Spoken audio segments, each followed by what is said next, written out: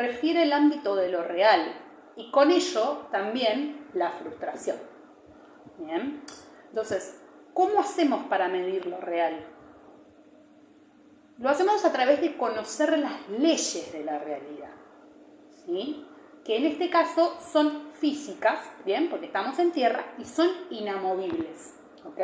¿Qué quiero decir con esto? Por ejemplo, la ley de la gravedad, ¿bien? Es una ley, ¿sí? Física y que yo no puedo evitar, ¿sí? Repito, si yo salto desde un 10º piso, por más deseo y fe que tenga, me voy a matar, ¿bien? Eso es una ley de la realidad, ¿sí? Entonces, estas leyes gobiernan el reino de la materia, ¿bien? Entonces, otro ejemplo que pongo es, por ejemplo, cuando éramos chicos, típico, ¿no? Que queremos meter los dedos en el enchufe, ¿bien?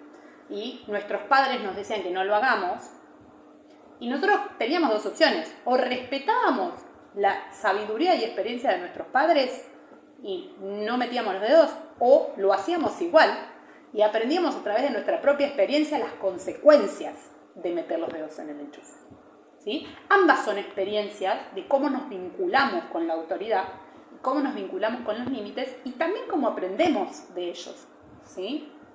Entonces, capaz, no sé, alguien muy rebelde de chico lo hizo igual, ¿sí? Y después de la descarga eléctrica aprendió que no era una buena idea meter los dedos en el enchufe, ¿bien? Entonces, por más que esto me pueda parecer limitante, porque yo quiero meter los dedos en el enchufe igual, es inevitable que yo sufra la frustración, ¿sí? De que eso va a tener consecuencias.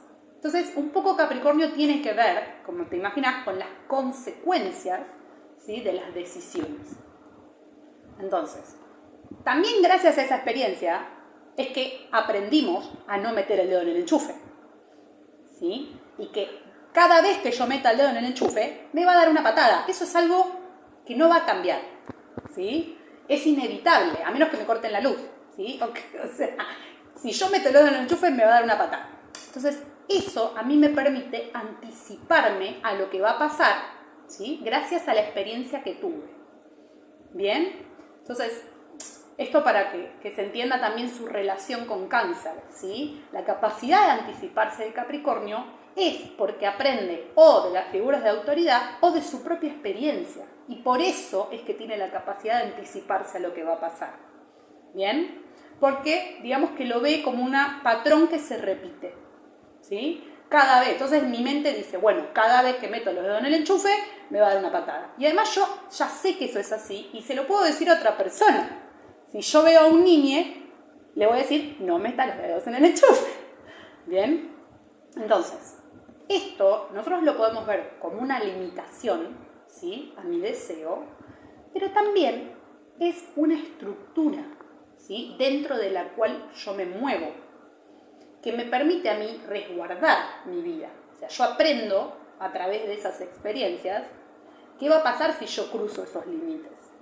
¿Bien? Entonces, esa capacidad de aprender de la experiencia también me pone después a mí en el lugar de la autoridad, ¿sí? O en el lugar del que tiene experiencia, que le puede transmitir. Por ejemplo, si tengo mañana un sobrino, ¿no? Y los veo metiendo en el enchufe, le voy a decir con toda seguridad que no meta los dedos en el enchufe, porque yo ya lo viví, ¿sí? Entonces ahí es donde nosotros nos convertimos, ¿bien? Y ahí viene el tema de la madurez.